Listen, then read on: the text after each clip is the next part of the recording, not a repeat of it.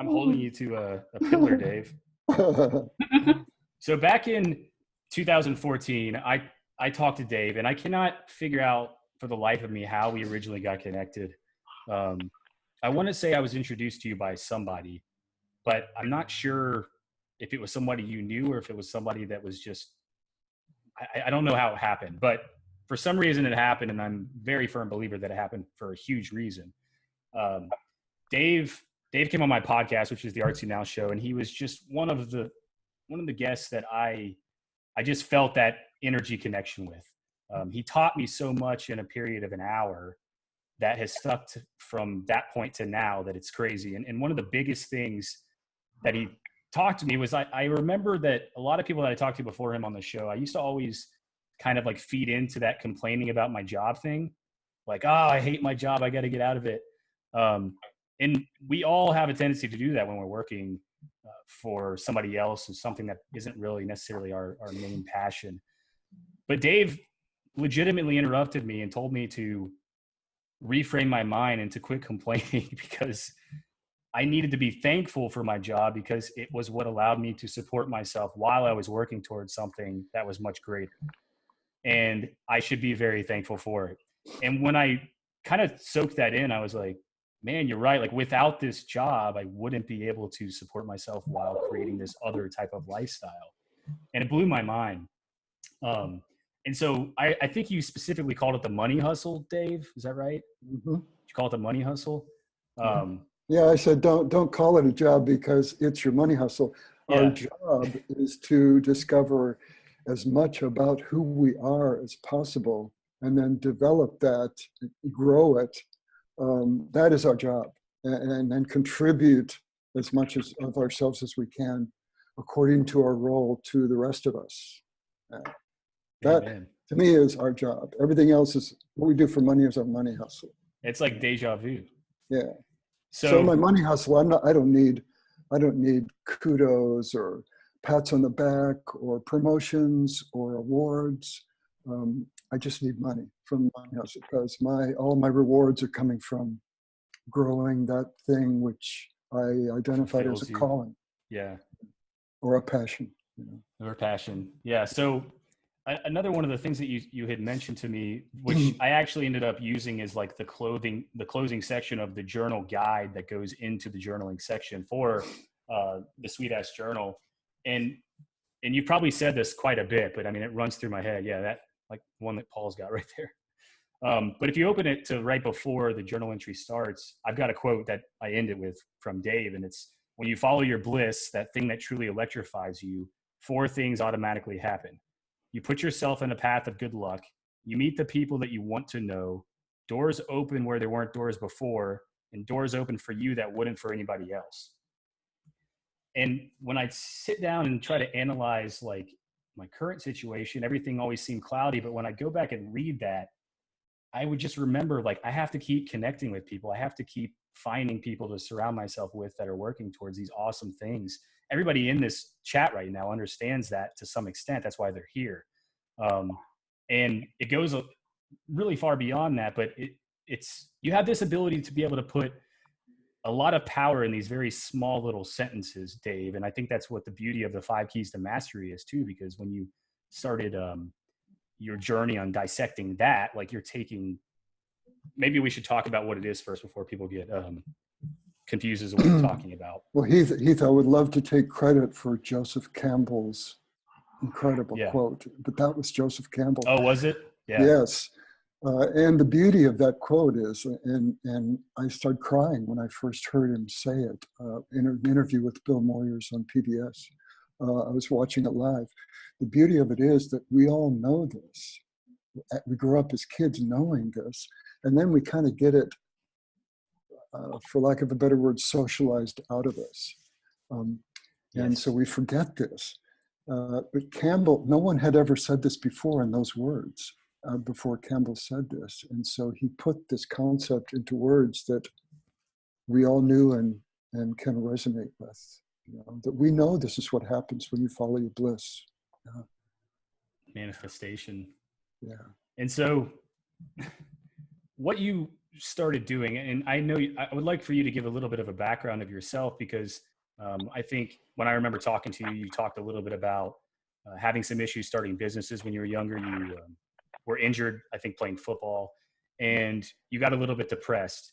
And then you kind of picked up this whatever resource that you had run into back then about videography. I remember you talking about discovering this thing that allowed you to kind of explore stuff that really electrified you and made you excited. And obviously that's brought you down this incredible path. You're an author, you're a videographer, you've done newscasting, you filmed Inside San Quentin, which we can touch on in a second as well. But you put out Masterminds, which I'll never forget, because you were the first person to send me a gift in the mail ever.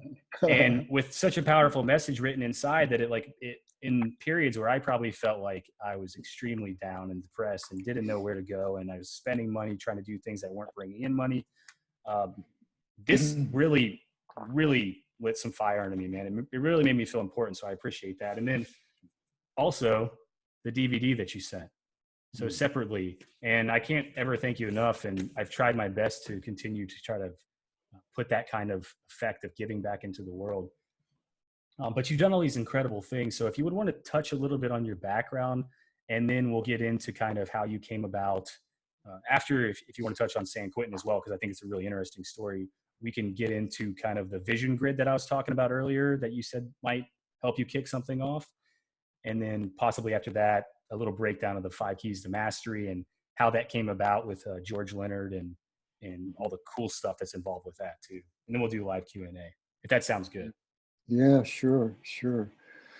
Yeah, well, my background, I was lucky to have 2 sisters. I've been lucky to have 2 sisters and a couple of parents, and a lot of happy moments during my childhood. And football was my first passion. Since I was practically born, I come from a football playing family, and played football. But in my teenage years in high school, I got seriously injured playing football. I got speared on the side and lost a kidney, and I lost access to my passion. I had always been a member of a team, football team, and that's how I made friends, and that was my family, and these were my brothers, and so that was my identity for until I was 17 years old. And I couldn't play anymore, and I spun out of control as a teenager, and it lasted into my early 20s, where I was just so devastated from the loss of what I thought was not my calling, but my passion, that I just got in trouble a lot and was at war with myself and at war with the world. And at one point, my parents thought that if I could get out of the country, this might do something for me, because they knew how desperate I was, and they were desperate because of how I felt. And so they bought me a ticket to London and gave me some walking around money. And I spent a couple of years bumming around Europe. Almost didn't come back. I fell in love with Denmark, and made it my base of operations while I bummed around and had a bunch of money hustles. But while I was over there, I was living on a boat in Copenhagen Harbor. There's a cruise ship that had been turned into a youth hostel, just a cool place to live. And this is the late 60s. And my friend there, he came to me with a paperback book. And he said, "Dave, I think you're going to like this." And it was a book called The Medium is the Massage by Marshall McLuhan. And I opened up the book and looked at the inside cover, and there was an image there. And I'm getting goosebumps right now telling you about this, because at that moment, it was like I was saved. I said, I am not alone. This guy, this writer thinks like me. There's somebody else out in the world like me, and he is brilliant what he's writing about, and it's something that blows my mind, and I'm all in with this guy. And I became a Marshall McLuhan disciple for the next 8 years. What was coming out of my mouth, I was never even sure whether it was me or him. I was just so into, you know what this is like, all of you, to be into something like, and I learned about media, not the content of media, not what's on television, but the environments that each media create, and change the way we think and feel and live. And this has been, studying media has been a habit ever since. And it's why I became a cameraman, because camera work came naturally because of the theory in media that I had. It's just, I picked up a camera and it was natural for me.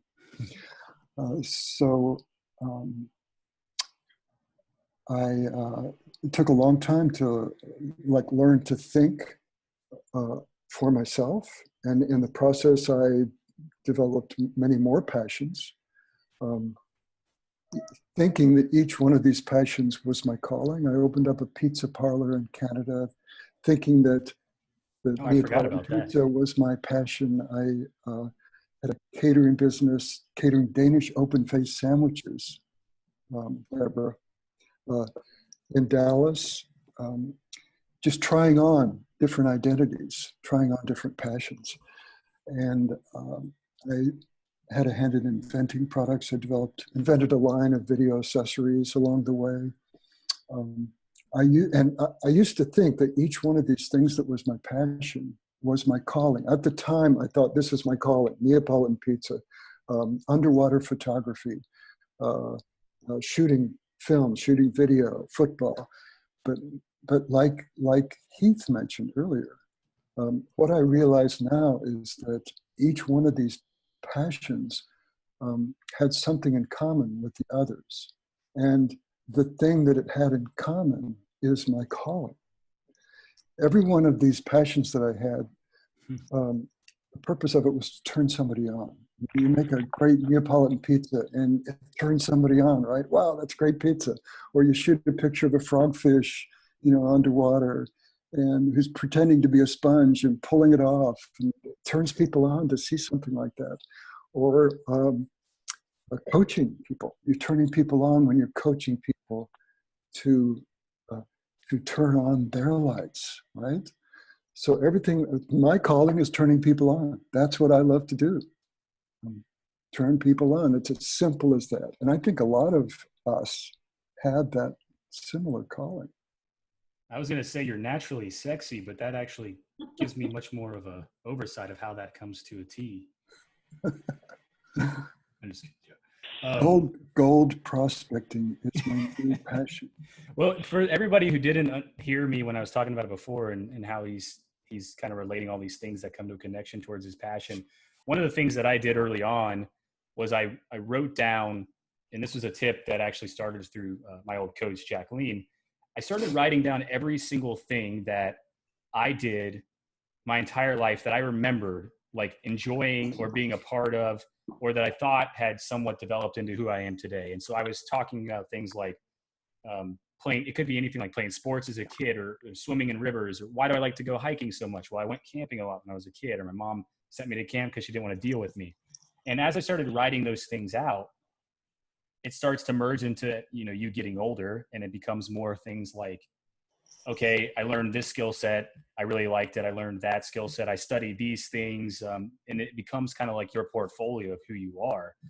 And so it came to a point where I had like 100 things on the paper, and it came, all of these things sum me up.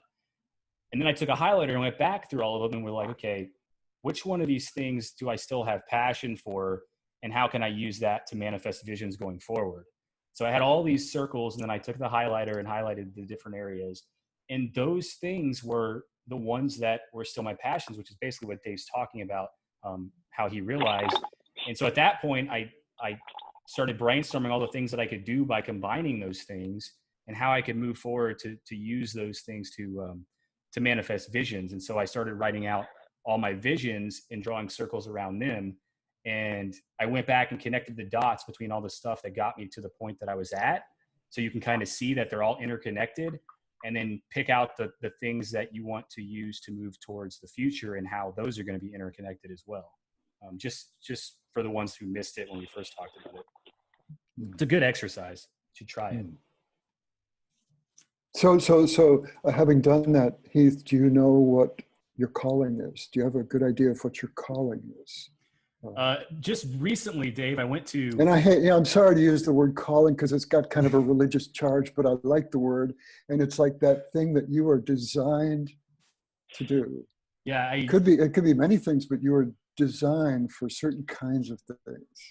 I really am into helping people discover personal habits that allow them to become happier, but on a larger scale. Like I just got back from Jinja, Uganda, and I just got thrown into this, but my skill sets that I had kind of circled that I know are powerful for me now, they all came into play all at once in a period of time that I would have never expected it. And within a couple of days, I'm at this school in Uganda, and they're trying to set up this first computer lab in this refugee village, and they need help technically. And so since I had this technical help from studying computers and stuff on my own, which wasn't what I majored in or anything like that, I was able to really help go around to these different schools and set up these servers and get these different kinds of math programs and stuff running. So these kids are getting on computers for the first time, and not only the kids, but the teachers. And now I've been back for about a month, but it's evolved into me working with another guy here, and then the whole organization, which is based out of Denver actually, but they do a lot of stuff all over the world. This particular school is ran by just a few people, and there's 500 kids now, but one of their biggest dreams ever has been to set up an online community out there because they have no tech support. The government doesn't have tech. They don't have computers that are connected to the internet. None of the kids have them in schools because whenever somebody gets one, they have no idea who to go to fix it. And so we're actually planting the seed to create this online community locally for them to where they can all go find the information that they want. And I would have never been able to. And of course, it's going to allow these kids to grow up and find their passions. They're natural at computers. It's insane. Like the first time they get on it, they're like, oh, and they get it just right away. I'm like, man, this is crazy. Like I remember doing that when I was a kid because I had, even though they were a lot slower and older then. So now it wasn't just until recently I figured that out, Dave. So it's kind of cool for you to bring that up. I know what I'm working towards. Yes, I have a lot of clarity. Yeah. It's funny how some of these countries, these who were thought of as third world countries, underdeveloped countries, they are leapfrogging technologies. They're jumping from, they never did landlines. They go right from like drums to cell phones, Yeah, it's insane. It's a really cool thing. It really is. Yeah. And because all media are extensions of some human faculty, psychic or physical, human beings naturally take to new media, at least young human beings do. Yeah, I used to get my ass kicked by kids when I was trying to go to like coding school and stuff, man. It'd be like 5-year-olds would finish something in 10 minutes and I'd be like on the first lesson of 100. I have no idea how it was possible. It was crazy. So as you got into doing video stuff, Dave, how did that push you forward to the extent, because I cannot remember for the life of me. I know you went to San Quentin. I know you got inside, and I think you were the first camera they ever allowed inside. Is that right? Mm-hmm. Yes, that's true. How did you get the idea to go there? I don't know if it was an assignment that was given to you or if it was your idea.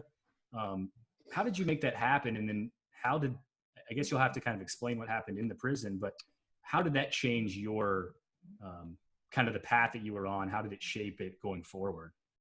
Yeah, well, I had helped start a public access video channel in Marin County, which is north of San Francisco. And, we had a little office in a building in Mill Valley, and somebody came in off the street and said,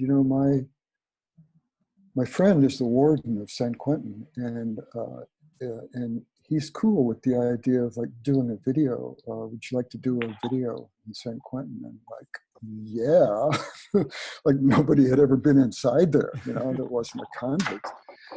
And so we put together a couple of crews and a team. And the second day in there, we were shooting an interview with the San Quentin News editor, the editor of the San Quentin newspaper, on what's called the big yard. No, the upper yard. And gunshots started going off around us, and people started running. And what had happened was that the Black guerrilla family and the Mexican mafia were fighting, and 6 or 7 people got stabbed, and 2 of them were killed, and one of them died on my camera in front of me. And I had to back up against the wall to keep steady because I was so scared. And because they were like shooting a skip shot, not at people, but trying to break up the fights. And so we left the prison and went to the local CBS affiliate in San Francisco and sold them like 20 seconds of footage, which they ran on the Walter Cronkite CBS Evening News the following night. And that night, the head of the California Department of Corrections called the warden and said, what in the fuck are cameras doing in our prison? And they fired the warden. Oh, man. And kept us out. We couldn't go back. But one of my co-producers, his name was Martha, was dating Tony Klein, who was Jerry Brown's legal affairs secretary at the time.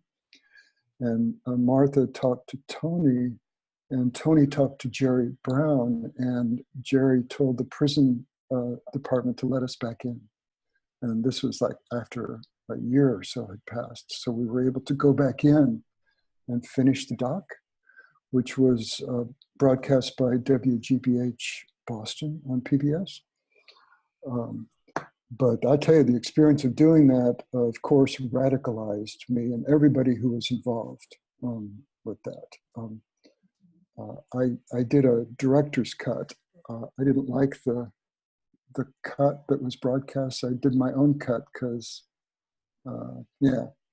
which I called Life Without, and had a screening at a local church in Mill Valley, California. And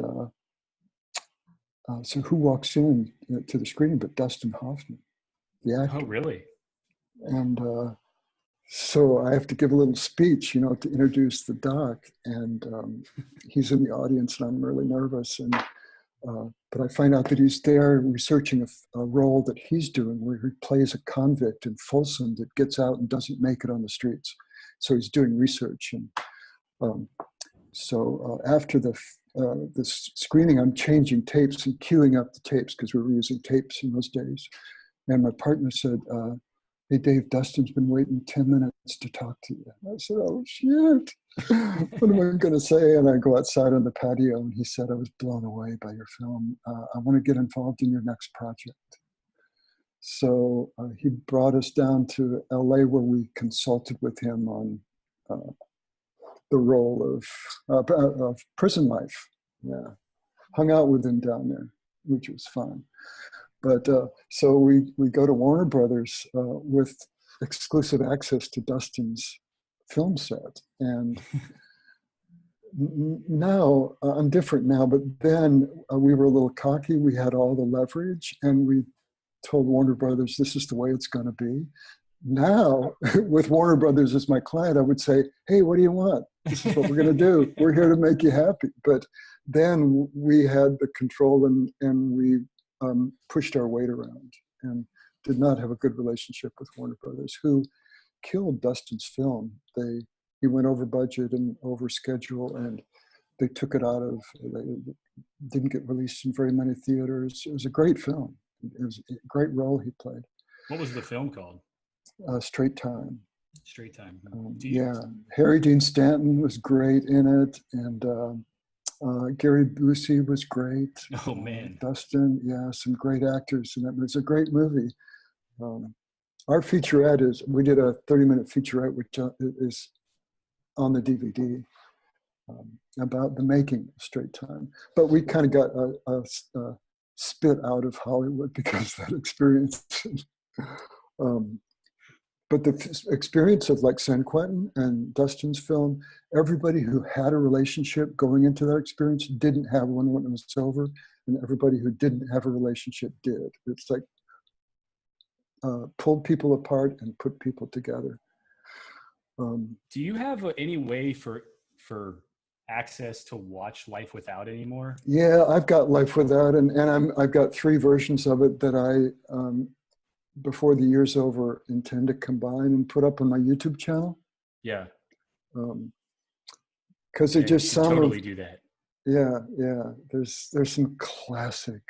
You know, these guys, they had never spoken to a camera before. It was like some of them had been waiting 16 years to say this to a camera, and so half the things that came out of these guys' mouths was poetry. Yeah. You know. Yeah, because I couldn't believe it when I was behind my camera listening to what was being said to the camera. I could not believe these things were being said. You know? Yeah. Well, I'm going to start emailing you weekly to make sure you get that done, Dave. Yeah. I want to see that on your YouTube channel soon. Yeah, yeah. Okay, thank you, Heath. I'm going to make a note of this. LW soon. So you're talking about kind of these interactions with celebrities, which I think is incredible, and how you were nervous at first, and then he was like kind of all the way into the work that you were doing. And from that point to getting into like the 5 Keys of Mastery and in the Masterminds book, which this is an incredible array of conversations between, was it 12 amazing people. I'm a huge fan of 16. Stephen. There's like 16 interviews. Yeah. Stephen Tobolowsky. Paul Reed Smith, like, which is just crazy. Carlos Santana, BB King. I can't remember his name. The founder of Linux was in there, which is Linus Torvalds. Yeah. Yeah. Who might be the most famous person in the world. Yeah, you're right. I mean, but it's like geeks. It's like the world of geeks, which is a big world. Yeah. And then you had some news anchors. You had Olympic athletes, Grammy award-winning artists. These are like the pillar of masters in their trade. You obviously made a connection from the time that you first discovered Dustin Hoffman, or when you filmed Goldie Hawn, or moving forward to this. How did you decide to start interviewing these people in particular, and how did that relate to when you kind of started studying George Leonard and the 5 Keys of Mastery? And for anybody who doesn't know what the 5 Keys of Mastery are, can you kind of give an overview of how you stumbled into that? And then we can kind of go maybe through each 5 briefly once you get done with talking about whatever's. Yeah, let me first tell you all what the 5 keys are. I was living in Mill Valley. I got a copy of Esquire magazine, 1989, I think, October, November. And there's an article called Mastery. It's written by my neighbor. It's the guy I used to see at the post office, like hello, that kind of relationship. And he had studied top professional athletes at the time. And the reason he was doing that is he noticed that he was an Aikido teacher for like 35 years, the Japanese martial art. He noticed that students who went to the top of the craft seemed to share common traits. And he wanted to find out what these traits were. So he decided to study his students and top professional athletes to see if there was a pattern here. He identified 5 traits that his top students shared with top professional athletes of the time. They were one, well, George didn't know what I found out, which was like all of them were following their passion. All of them were doing what they love, right? George kind of took that for granted because they were all athletes. So number 1 was like they were following their passion. Number 2, they were practicing like every day, or at least 3-4 times a day. Number 3, they all had good instruction, guidance. Number 4, they were visualizing what they wanted. And number 5, they were out there on their edges, their boundaries, and only working on where they were weak. So these 5 keys are, I call it, answer your calling, get a guide, practice, practice, practice, visualize the outcome, and play the edge. These are the 5 keys. So when I read this article, I was blown away, and I called him and I said, I want to make a video and travel around and interview people from different fields, not just athletes. I want to find out if what you say is true for the population, not just for athletes. And he loved it. Go do it, Dave. And George was very generous with that. And he let me change the names of the keys because I needed it to work better for television, video. So he let me add key number 1 and change the names of the others. So, because the way George was, he would discover something, like write a book about it, and then he'd go on to the next book and the next discovery. And I said, hey, wait a minute, George. You've discovered something really big here. Big. I mean, so big that, well, I went out with my wife. We did a DVD. We tested his theory using all the people that Heath described, you know, performers and business people and scientists and teachers and actors, a wide variety of people, and discovered that they are using hundreds of different words to describe the same 5 things. When they talk about practice, they're saying perseverance, persistence, dedication, baby steps, just show up. I could go on and on with words for practice. They're just saying practice. It's really cool because on the DVD cover, you have that breakdown. There's like 20 different ways to say surrender your passion, to say practice, practice, practice, get a guide.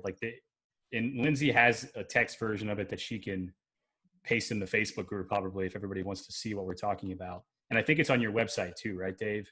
The description. Yeah.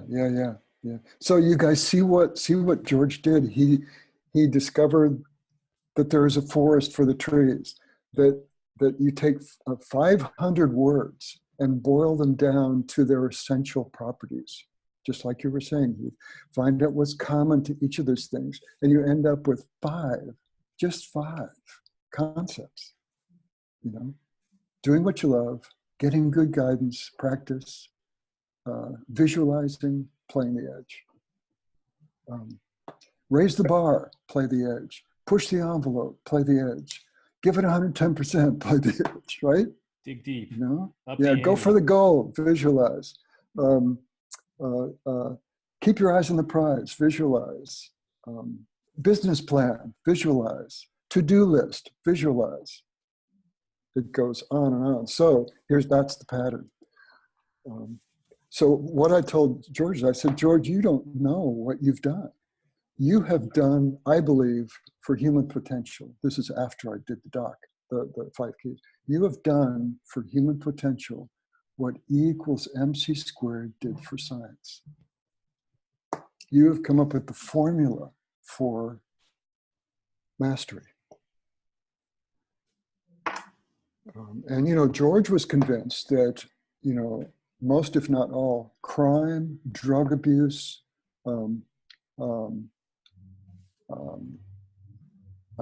violence,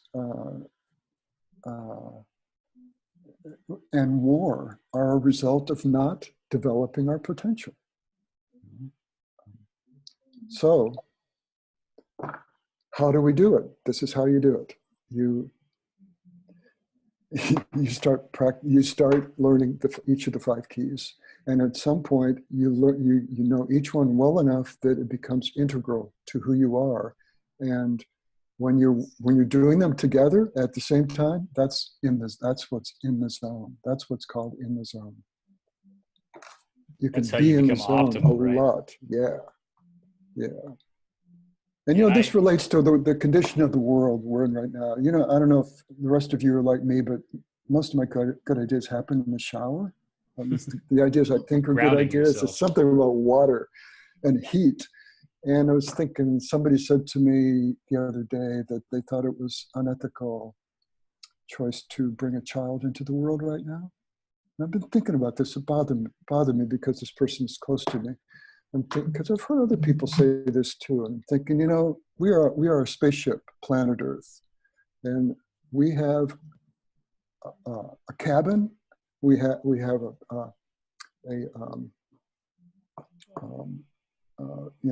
a flight deck where we have like crazy people up there, like running our ship, kleptomaniacs, the dangerously ignorant, maniacs up there in the cockpit, right? Lunatics. Yeah. Yeah, and there's a lot of good people that are like cabin, flight attendants. A lot of great people out there making it as wonderful as possible for the rest of us. But there are some crazy people in the cockpit, and we need to raise good crew members. For the next 1,000 years, we've got to help create better crew members to run this ship. A lot of people, it's okay just to be passengers, right? I've got nothing against that. You can just be a passenger, but we need good crew, to keep this ship going, in the right direction, and in a way that doesn't interfere with too many lives. There's no doubt about that. Yeah. At all. Yeah.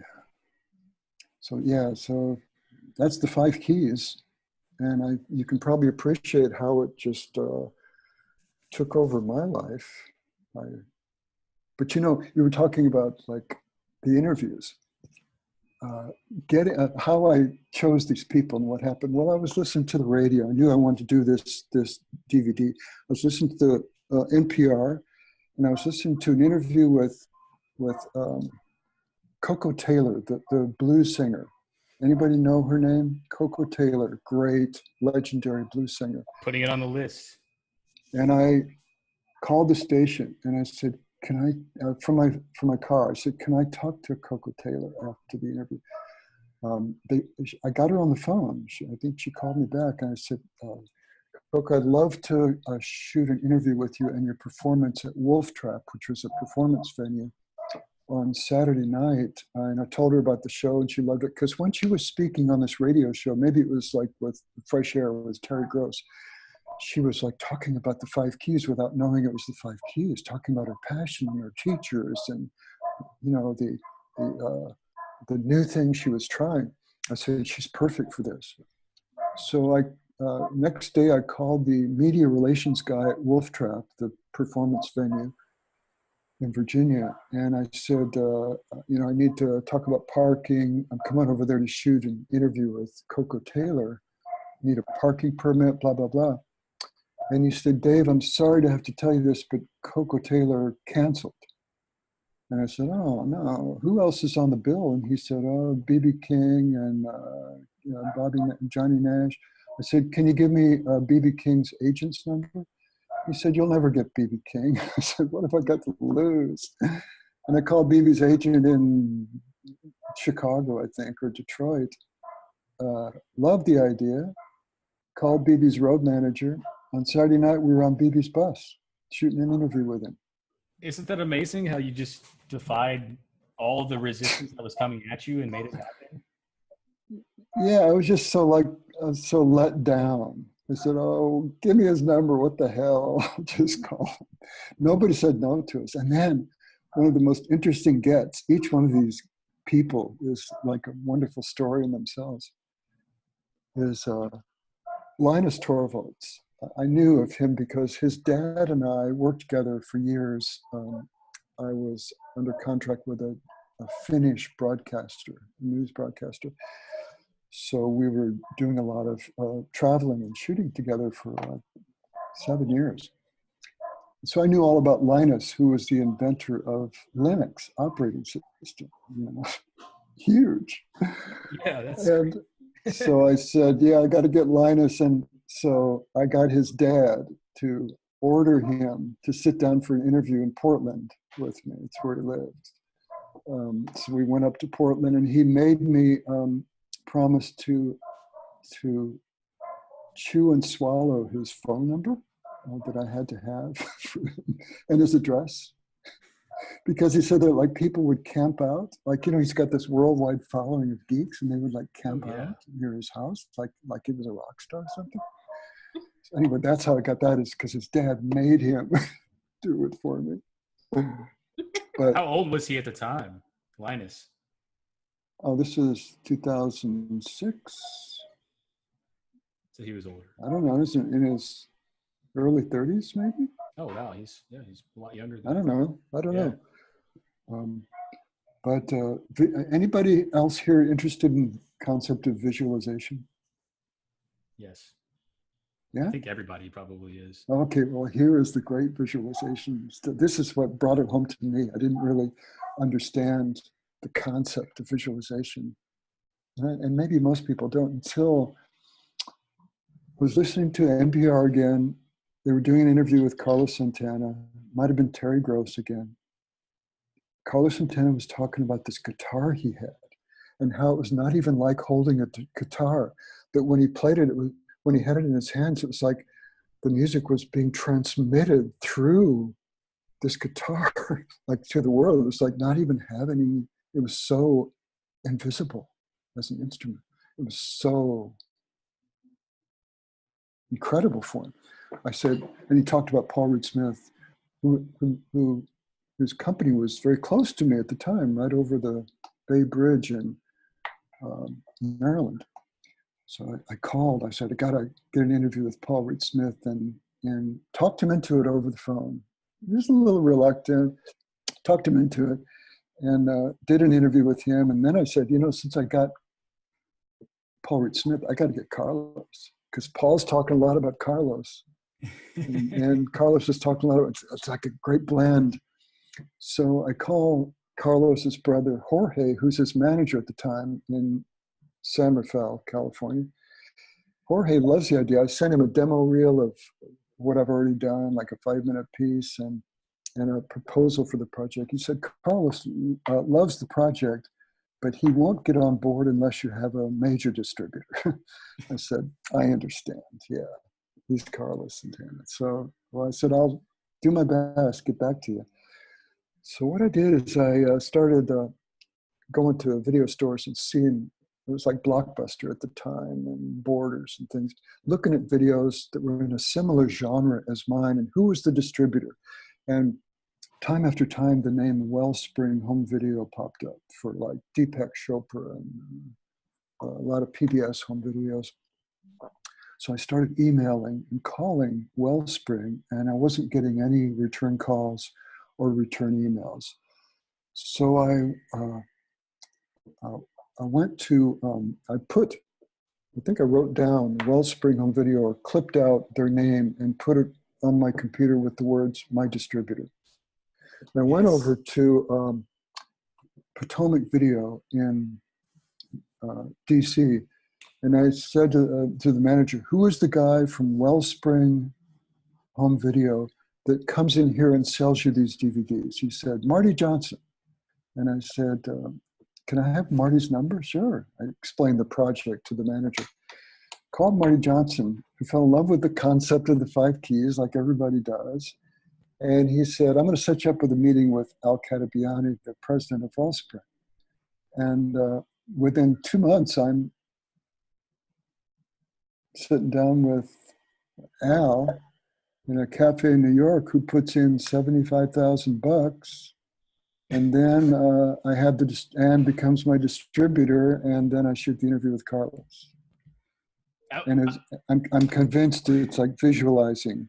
Is what made that happen. But be clear, like you put my distributor on that. I put the idea in my subconscious and you planted the idea. And when Dave first told me that tactic back in 2014, I had a vision board already that I had learned from a couple other people, because it's one of those things that when I was doing interviews, it kept popping back up. Every one of these successful people, they had a vision board, and they were all different kinds. Some had tack boards. I think the coolest one that I saw was this girl who just made business cards, where her name was Kelly Lundberg. She's a huge fashion designer and based out of Dubai. But she had just like her 15 things she was working on in affirmation type style, where she was saying them in active mode on a business card, and she put them everywhere, all over the Good place, for in her. her wallet, in the picture slots, in picture frames. But Mhm. the thing that made the difference was when Dave said to write mine on it. And so like I went and started like redoing my whole vision board and putting even down to the things like my kayak. I Yeah. wanted some kayaks because I wanted to go on the river, and I didn't have the money because I was trying to save money. So eventually what happens is you have all these things that are yours and you're looking at every single day, and you're saying these things out loud, and then you start crossing them off the list because they're yours. Like they actually become a part of your life. And it is, you plant the seed and it manifests if you take action Do you know towards how it. that works in your mind? Do you know the relationship between the subconscious and the conscious mind? How that I want to visualize? hear. I want to hear. Yeah, Yeah. it's kind of simple, really, but it's so elusive. It's that our subconscious mind, according to all the research that I've done, believes everything that it sees and hears. If you grow up, somebody telling you you're a bad kid, you're a bad boy, or you're a good boy, a good girl, your subconscious mind believes this and works on your conscious mind to merge your conscious mind with what it believes to be true. So the opinions that we might have about ourselves come from maybe subconscious things that were received by our subconscious and then integrated into our subconsciousness. Well, our subconscious mind believes that, give you an example. Yes. Example. Um, Look at that beautiful, beautiful board. my subconscious mind believes that Airstream trailer is my Hell office, yeah. my guest room. Okay. So what happens is that your conscious mind knows that it's a trick, right? It's just a dream, a pipe dream, maybe. So what your subconscious does is it gets to work on your consciousness to merge the gap between the visualization and the so-called material world. And before you know it, you're doing things like calling to investigate real estate in Nicaragua, like what's involved if you're a foreigner and you want to buy a little property in Nicaragua. What are the tax situation? What's the tax situation there? How do I find somebody to take care of my place? You know, you start doing those things, and eventually your visualization comes true because your subconscious It starts feeding your makes your conscious. consciousness work on it Yeah. because it wants to bridge the gap. It wants to make this true. Your subconscious believes it. It wants to convince your consciousness that it's true. It's So so it makes you simple do and the so work. powerful, right? Yeah, yeah. That's why the Earl Nightingale video, "The Strangest Secret in the World," has always been such a. It doesn't matter who you study, all the way back to Stoics and anybody else. Visualization has always been a key of people who find massive success or happiness or freedom or whatever kind of bliss or purpose they want. It's connected everywhere. Every single one of them is always, it always has visualization. Unless somebody like wins the lottery and didn't mean to win the lottery, I don't see how anything could manifest that you want without doing it. And the key, as many of the people in the Five Keys documentary point out, is that you have to put words on these images that are in the present. So this is not something that I want. This is something that I am or I Changes have. everything. It has to be in the present. Yeah. Which I think I'm pretty sure that I mentioned that technique in the journal too when I talk about visualization or creating vision boards, and that came directly from you. And so that's why I write. There's certain sections in the journal, David. That's why I write everything in the present tense. My oven. Yeah. My wood-fired oven. Yeah. It's the only thing standing between me and great Neapolitan pizza. I can't wait to come and have some of that pizza, Dave. Yeah. And some open-faced Danish sandwiches. Yeah. Yeah. Is there anything that stands out in your mind? I know you started talking about Carlos Santana in his guitar and how it was a piece of him. Is there anything else? There's so many goodies in that book, in the DVD. Is there anything else that has stuck with you from doing that you still kind of revisit and use? Any tip that you got that just stands out more than most of the others from any of the people in it? Well, I feel so lucky to have been able to get George to sit down when his mind was still all there. Yeah. And he was able to articulate so well, because physically he was starting to fail, and it's the fall started to become steeper. So yeah, that it was such a gift to, just so wonderful that I got him when I did.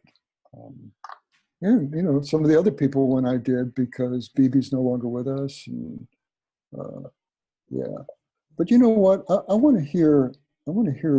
If it's okay with you, I want to hear all of you. Like, tell me a little bit more about who you are. Like, yeah.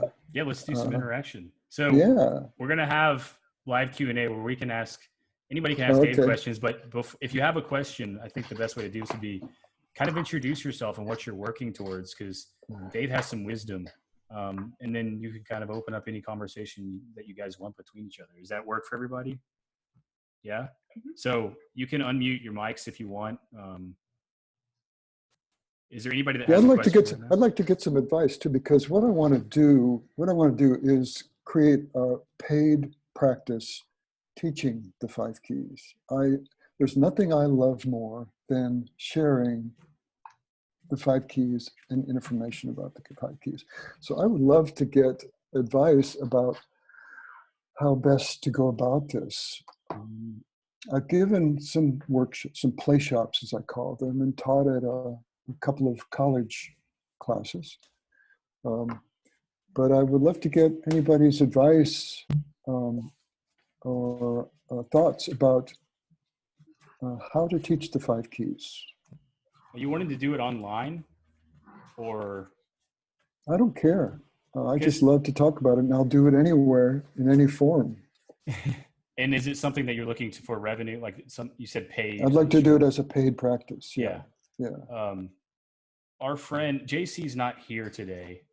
I think one thing that would help is to talk to him, because he's very interconnected with like figuring those things out on a level, and he has just brilliant ideas. So I'm going to introduce you to him to talk about moving forward with that. For me, I don't do any paid practices like with coaching or anything like that, but I'm surrounded by so many people that do. So any of them I could talk to and kind of get that going. Yeah, I'd be grateful for any guidance. Expansion. And I know Paul, so Paul has an awesome podcast where he interviews incredible people all over the world as well.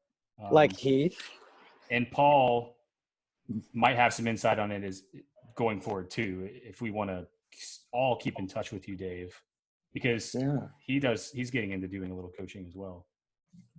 But I think you have some. I was wondering the other day when I was looking at the book and the mastery, like I feel like it should be something that is like mass distributed for people. And it's a very powerful thing, right? Yeah, I see comments on YouTube frequently that like comments like, "Why does this not have more views?" I mean, it's got like 40,000 views. The people that you have, it should have 4 million. Footage is just incredible. Yeah, it should. Yeah. Carlos Santana. I remember I have this thing highlighted like crazy, by the way. But you did a really good job. I don't know if you just put if every single piece or every single word in that book is the whole interview. Did you cut it down to like awesome chunks, or is that like legitimately how intense? These are, well, I cut a little bit, but I didn't cut a lot from each interview. But you know, I had to edit it. You know, right? But yeah. Cool. Well, does anybody here have any questions or want to introduce yourself? Yeah. What's up, Paul? So, Dave, what's going on? My name is Paul, and so I like Heath on the podcast and everything. So he's one of those awesome dudes that I interviewed, and like you, like I've done a lot of interviews. There is a correlation, and I know all that, and it's so cool to see the correlations in that. But the flip side of it is that the people that I interview also, they always sometimes, this particular person I interviewed also mentioned about something called the gap. So whenever you have all these visualization, you have all the vision boards and everything like that, but there's a gap from where you are now and then where you want to be. And sometimes when you come up short, you feel terrible about it. And that's what kind of puts you in a spiral, right? And I want to get your thoughts on this, because there is something called, there's a lot of people talking about this, especially here in Toronto, in terms of the gap and stuff. And people don't particularly, there's this new thing where people will say, I don't like setting goals anymore. I like to have a direction of where I'm going to go now. I don't like to have the vision boards anymore. I'd rather just have an idea of roughly what I'm going to do in the next 6 months, 1 year, and so on, right? It's like, yeah. Uh-huh. So it's like a business plan. Yeah, I don't know, like the way that my friends would create a vision board. Like they don't even create vision boards anymore. They want to know specifically, like by setting the goals in the next year or so, where do I want to be? Reverse engineering that, but making it in a way where it's like almost obtainable. But I particularly am subscriber to like the vision boards. I want to see, because I believe like everything can happen in your life, love, health, wealth, relationships, and everything. I have the vision boards myself and everything. But there are days, Dave, where I'm just like, okay, it doesn't feel like we're getting anywhere. Yeah. Like, crap, like what's going on? Yeah. I'm sure everybody feels that way as well too. And I just wanted to get your thoughts on that as well. Well, that's called the plateau. That's what George called it, is that we think that growth is taking place like when we get an award or get a promotion or something big happens to us. We think that's where the growth spurt is. But George says that the progress takes place on the plateau, and it's in such incremental measurements that it's almost impossible, if not impossible, to even notice the growth, the changes that are happening. And he said that it's not easy, but we have to learn to love the plateau. We have to know that, okay, I feel like I'm banging my head against the wall here and I'm not making any progress, but I just don't see it. I don't know why things are the way they are, but I have to trust, the vision I have, the passion I have, the thing that I'm doing. I'm loyal to the thing that I'm doing, the practice. And that I am destined to have one of those spurts upward to tell me, hey, you've gone to the next plateau without even realizing it. You are now at the next plateau. Would you even say, sorry, I didn't mean to interrupt there. I'm sorry. No. Would you even say having a more clear indication, like I guess clarity on what you really want? Because sometimes I know that mine changes all the time too. Like I'm putting on I want a Ferrari now, and suddenly I'm like, okay, I'm a minimalist. I don't care about Ferraris anymore. And now I want to travel now. But this is like 14 months ago, right before I started the podcast. And it just changes a lot. And right now I love what I do. I'm podcasting. I'm going to the gym every day. And I'm just like, it literally just feels like I'm banging my head. So I want to know if there's any tips or hacks or strategies where you would just kind of get past this plateau point of yours. Past the what point? The plateau. Oh, well, you do get past it. By staying on the plateau, you are destined to go to the next plateau. Something will happen and you can't anticipate it, but it is on its way to you. So be grateful for what is on its way to you that you cannot know. That's a Navajo saying, right? Yeah. You are on the plateau. It doesn't seem like you're making any progress. And sometimes it feels like it's spinning out of control or just makes no sense, but stay with it. Continue the practice. I mean, that's the way George counseled to think about it. But like you, I'm a little embarrassed to show a picture of like an Airstream. It's a thing, and do I really need this thing? I mean, I would love to have one; it'd be great. But what I really want is more time with my daughter, more time with my grandkids, health for the people, you know, see my sisters more often. Those are the things that I really want.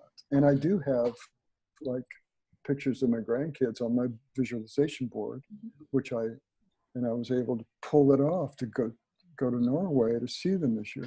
Anyway, yeah, so things, they're not a big deal. They change, you know, the things that we want. If you're serious about an Airstream, as I am, though, it's a good idea to like, don't take a chance on removing that from your visualization board, you know. You should see my Paul, you're going to be fine. Everything is unfolding exactly as it must. This is the way the Buddhists think, right? Yeah, no, it's true, and I agree with you 100%. And you're doing what you love. You are following you are answering your calling. Tell me about what it is that you do. What do you do for other people and for yourself with your podcasting, etc.? So, you know, I capture conversations on people's processes to their journey and their struggles, blood, sweat, and tears, and how many Americanos they would drink at Starbucks and stuff to get to where they are today. Because as you know in life, it's a whole entire process. It's not the destination, right? And the destination, when you do get to the destination, you shouldn't stop. Everybody I've spoken to, they never stop. They always want. Stop. And you can't, you're right. Like you can't stop. Like it's just like this new, you reach up to a mountain, you get up to the mountain, you look up and like, holy crap, there's more mountains. I want to get to those mountains now. So this is I love what I do in terms of I capture this conversation and I give it to the whole entire world to listen in a platform where literally anybody can listen around the world. Like I've had messages from people in Australia. So like I love what I do. I love it. But have you ever, I don't have my vision board here, but my vision board's like kind of like there are days I'm looking at, I'm like, Victoria's Secret model is going to be my wife. Okay. All right. I'm like, all right. There are days I'm telling you, Dave, where I'm just like, yeah, I'm going to marry her. She just doesn't know it yet. Change. You can't engineer a relationship though. You can't engineer it. Yeah. But get yourself in jail, Paul. right. You can. She just doesn't know it yet. But when but like I'm telling you, like it just when I look at it, and there are days where I'm just like, yes, okay, I'm gonna rock it, I'm gonna kill it. And there are days where I'm just like, all right, I'm just gonna stay in bed for a little while. That's pretty much it. But yeah, it's just like I just wanted to get your thoughts on like how do you get over this kind of hump? Because it's hard to see. And as I know, like I've heard many times myself, and it's just patience. It takes you know being faithful and stuff, and things will unfold as it should. But I'm telling you, Dave, there are days where it's just like I just want to rip off my hair. You know, you see how many gray hairs I have. That's why I'm wearing a hat. The easy answer for me, Paul, is that I just meditate more in those times, and that keeps me sane. And yeah, as simple as that sounds, like that is the truth. That's how I hold myself together. I started doing that, and it's helped. Yeah. Paul, you're talking about stress management, aren't you? I guess pretty much. Yeah. You know, that's kind of the work all of us have. I mean, it's a huge job for all of us, just stress management, anxiety management, right? Yeah. But like, you know, he mentioned this today where oh, it's like Paul's always working on his biceps 24/7 and stuff. And I'm always pushing hard and stuff. I'm always at the gym at 7 a.m. I sleep 4 hours a day. I don't sleep. And I just, you know, I don't know. Like maybe there are days where I'm just like, okay, is this working? This vision, you know? So Miranda Kerr gonna be my wife? Like, I'm just kidding. Yeah. Well, you look and sound really healthy as a person. So don't stop doing what you're doing. Yeah. Oh, well. I'm sure there's a place where you can look back at yourself in previous years and think like, wow, look how far I've come. So creating inspiration boards for yourself, that's a huge help for me. I mean, every time I feel stressed and depressed and somebody says something negative and I start like pooping my pants and crying and end up pants down in the bushes, I'm like a blackout bender. I literally just open up like a Trello board and there's 100 nice things that people have complimented me about that I've done to like help them move forward. And it just brings me back. Hey, Paul, what do you do for yourself that's like being kind to yourself? Do you have things that you do for yourself that are just kindnesses? What do you mean by that? It's nice things for yourself. Bring yourself flowers, or whatever, something like that you could do, like to take a break, or treat yourself to a nice meal, or let somebody take you out. Valid point. Honestly, I don't actually.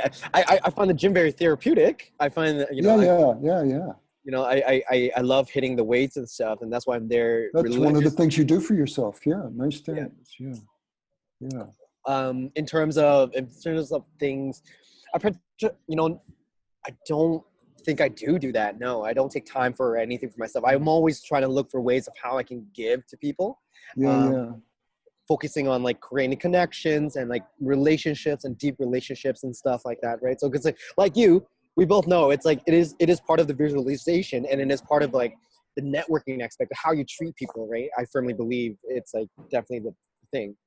And I swear by that. Yeah, I think this thing is going to take care of itself. This concern that you have, I think it's going to take care of itself. I do. I feel like you don't know it. Yeah. You don't see it coming. It might be you don't see her coming. Yeah. Blindside. Yeah.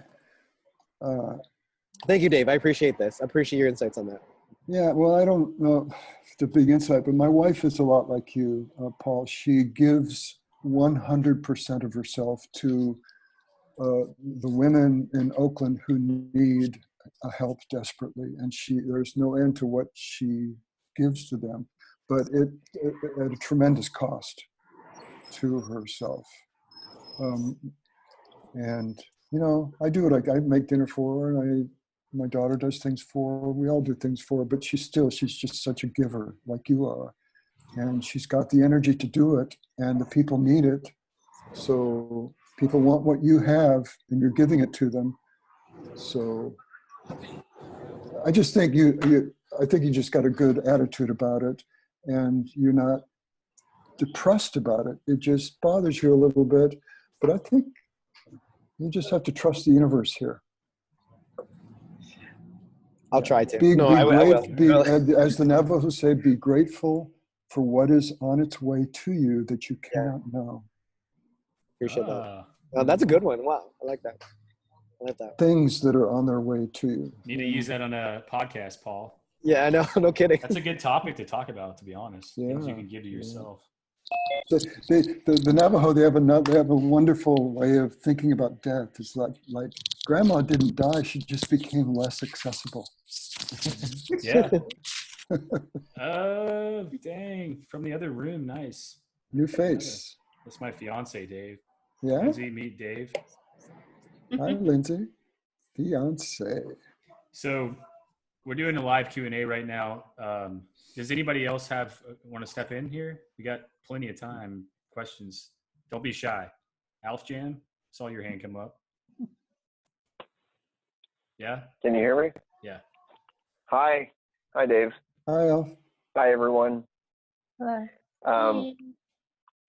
Just a quick background. I was actually living with Heath at the time that he interviewed you, and I remember just how passionate he was about when he talked about you, and he was like, "Man, I met this awesome guy. He's amazing. You gotta." And I think Heath actually told me to read your book, and I never did.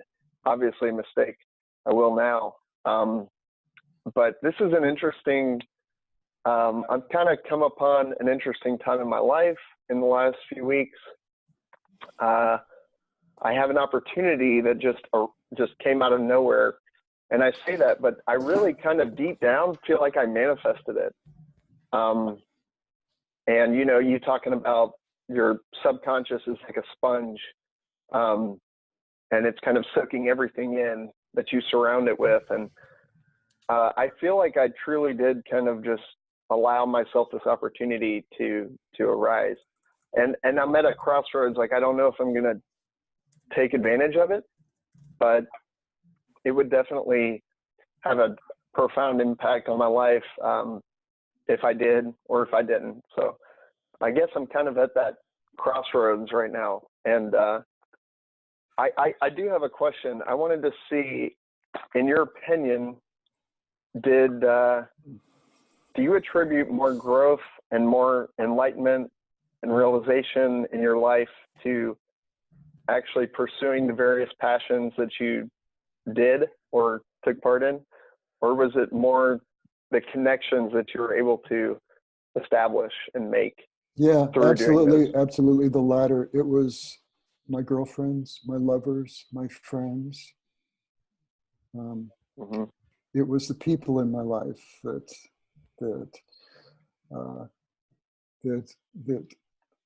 gave me the strength, to believe in myself, pursue my passions. Because when I would encounter something that I really loved to do, I would need encouragement from people. The way I was, I suffered from low self-esteem for many years. So people tell me, God, Dave, that's really cool what you're doing. Yeah, keep doing that. That meant everything to me. And it happened so many times. Yeah. Does that answer your question or help to answer your question? It does. Yeah, it does. It's kind of funny because you will naturally, find your passions, or they'll find you, or your calling will find you. But you gotta work to maintain relationships. And show up to have relationships. Sure. It's in the last year, I guess, I've kind of been able to, I guess, recognize people that were truly happy. And this group, I know everyone in this group is included in that group. And that has in itself has made a profound impact on my life. I mean, before I was just kind of there, and if I was happy, I probably didn't show it. And now every day I don't know, I feel so lucky to be alive. And I am currently where Heath was several years ago, working in a job that I don't necessarily want to be doing, but it's a means to an end. It's my, what is it? Money or money hustle. Money hustle. Yeah. So I guess, I kind of have a plan to stay in the money hustle for a little bit and do what I need to do to get my Airstream, and or I can jump on this newfound opportunity and see where that leads. Either way, I know now that I can. Sorry, I had a do you want to briefly tell him what kind of the new opportunity is? Tell me a little bit more about it, would you? Yeah, so I guess when I first came on, you and Heath were talking about, he was associating the coffee to the juice. Oh, yeah, business. And pomegranate juice. Yes, pomegranate juice. So yeah, my brother, his wife now, she owns a company that imports pomegranate juice, and they're actually in Hawaii right now, but she offered me a job with her, and she also offered me another opportunity on the side. If I presented an acceptable business plan, that she would fund me and finance my business, whatever that is. So now I'm kind of, trying to figure out what it is I want to do next. I've always, I'm considering a juice bar out of an Airstream. So maybe you get your Airstream, I'll bring the juice. But I supply the Airstream, you supply the juice. Great. But I love it. There's really, there's so many options and outcomes. And at this time, I'm just kind of, my mind is flooded with, what do I do? Do I even entertain this? I'm just so, I don't know what, it's very difficult. It's the most difficult decision I've ever been faced with. You look like you're very alive when you're talking about these opportunities. And what's the alternative? Some money hustle? Yeah. I always looked, when I was in that exact situation and everybody told me that I couldn't do other things, And it's the same exact industry that you work in. And I know how hard it is to work in that industry. It just went back to that simple question, like, what, if this doesn't work out, what's the worst that's going to happen? Like, I'm going to end up exactly back to where I already am, working in this industry again until I can figure it out. You know what I mean? Right. And the first time I quit I'm my not job, scared. do you remember that? When Yeah, I quit and I tried to like work for myself, and then what was the worst thing that happened? Well, I ended up going back to the industry because it didn't work out. Right. Yeah. So Yeah. I'm not fearful of what money implications or anything like that would come about. It's more about future for me, and should I try to manifest or create my own, or is this an opportunity that came about because I am me? And I kind of feel like I don't know. I mean, I'm not trying to sound pompous, but I feel like I did kind of create this for myself. So I don't know. As I sit here, I'm talking myself into my decision.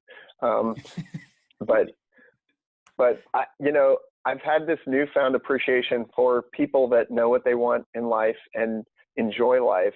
And it's so amazing to meet those kind of people. I really would love to be in a place where that's more prevalent and those people are more easily accessible. So, yeah, I'm kind of, I know where I am currently. My current money hustle is not really going anywhere. I mean, I'm getting raises and promotions and whatnot, and I'm like, I don't care. Like, Yeah, it's not why you're there. You're there for the money. Well, but it's this is truly, my mind is just, I'm very thankful that I participated in this and was able to listen to you. And he inspires me daily. I'm so lucky to have people like that. Sounds to me like you know what you're going to do, that you're going to have a new adventure. Yeah. Well, there's valid that your body and mind has made the decision, but your mouth hasn't. If you need somebody to tell you do it, then we're here to tell you do it. We both did it, obviously. Yeah. I mean, Lindsay faced a lot of adversity when she told everybody she was going to leave working. I mean, and you bring a really good point, and that is the meaning of failure to me. Why is failure got a negative charge in our society, and failure is no different. Failure and success are just both synonyms for practice. You fail, which teaches you not this way. You succeed, which teaches you, yes, that way. You need both of them. You need both success and failure. And the people that are the most successful, however you define that word, are the people that have failed the most. That's the way it works, right? So you're gonna have some great successes and great failures, and with your new adventure, and you're gonna grow a lot, and it's not going to be at all the way you think it might be. It's new worlds are going to open up to you. Mm-hmm. Yeah. Hey, you were talking about happy people. Mm-hmm. I got a different way of looking at it. Yeah, the way I think about happiness is like not as a linear concept, like I didn't have a happy childhood or a happy marriage or happy life. It's like a galaxy of moments, like everything from supernovas down to black holes, everything in between. Like it's a galaxy of moments in my life, and a lot of happy ones, a lot not so happy ones. You know what I'm saying? To where I'm having a happy moment right now, a long happy moment, wonderful. And, tonight might not be so happy, it might be more happy, but it's not that I have a happy life or I'm a happy person, It's like I'm just a person. Yeah. Sorry, I hope I didn't waste your time by throwing that in there, but you made me think of that different way of looking at happiness. No, that's I've never heard that before. perfect. Really Well, it seems like such a goal to people to be happy, to have a happy life or a happy marriage, or you know, or raise a happy child. But there's like never-ending supply of happy moments in the universe, you know, available for the picking, you know, or growing. Yeah. Really quick, there is a book called Mind, and I left it over there. My phone's charging, so I can't get it to get the author, but it goes a little bit deeper into the science of the subconscious. And I recommend it. I've only read about a fourth of it, but it's very interesting. So yeah, I wrote it down. I like that. Yeah. cool, man. Well, thanks for sharing, Big Alf. Can I chime in really quickly with Alf? Yeah. I just want to throw in that, you know, a friend of mine, Derek Sivers, once said that Derek is the man. he is an awesome dude. He said that, you know, if you're not feeling this opportunity, if it's not a hell yes, then it's a no. Right? Like, you should feel ignited to go do this. And if it's a huge hell yes, I'm telling you, 14 months ago, I was in a corporate 9-to-5 job. I was like, you know, I do not want to be fucking here. I didn't know the answers. I didn't know anything whatsoever. I just left the corporate 9-to-5 job and was like, you know what? I have no idea what's going to happen, but I'm going to be in Thailand. That was it. I just did that because it was a hell yeah. So, hell yeah. Just chimed in there. Yeah. Thank you. Paul, when I first, you know, heard about it, I was elated. Like, I was just, so I think I told my, you know, then I settled down and thought about the logistics of everything. And, you know, we're all scared of change. I mean, that's, I think that's everybody's, you know, problem with any new venture in your life. You're going to be hesitant, but deep down, you know, you shouldn't. So I think like Dave said, it's like I've already made up my mind. I just haven't said it. And I think that is true. I think that is the case. My mentor always asked me this question. It's like, Paul, are you playing to win or are you playing not to lose? I was like, man, perfect. Why are you going to make me do that? Yeah. Perfect. Thank you. Yeah. No problem. I got you. All right. So board's open. Anybody else have questions? Hey, Paul, I miss Toronto so much. Come on by. Let me know. So hang out. Yeah. Used to be my hometown. Oh, then you know everything here then. Kensington Market? Did you ever go by there? Yeah, Kensington, you know. didn't mean market when I lived there. I'm talking about 1958. Oh, yeah. Okay, wow. never mind. I was still in my daddy's call sign. Yeah, introduce me to your grandpa. Come by though, seriously. It's changed a lot. Yeah, when was the last time you've been? On a shoot, a few years ago on a shoot. Yeah. Should come by. Come on out. Before winter comes over. Yeah, it's still one of the greatest cities in the world. For anybody that doesn't have the ability to turn a mic on, and if you want to ask a question, you can totally type it in the chat if you want. And anybody who wants to ask a question, just unmute yourself or raise your hand or go crazy if you want. I didn't really have a question, but I'll chime in if you don't mind. Yeah, definitely. I would just thought of something, and by the way, thank you, Dave, for your talk tonight. It was really nice. I enjoyed it. Thank you. And but I wanted to say something to Alf. Something you said just a minute ago made me think of this. I read this years ago, but it's always stuck with me. When you really want something, that sometimes when the pain not to change exceeds the pain to change, then you can make the change. I know it's kind of, you have to think about it for a minute, but it's like, man. You That's just awesome. get so fed up, and then that exceeds the pain not to change, so you have to do it, you know. I've kind of lived my life that way because I'm one that I can't do anything that I'm not so passionate about. So it's just I love it when someone gets it and they're like, okay, I'm gonna do this. Yeah. Incredible. Thank you so much. Can you say that quote again for me, Leslie?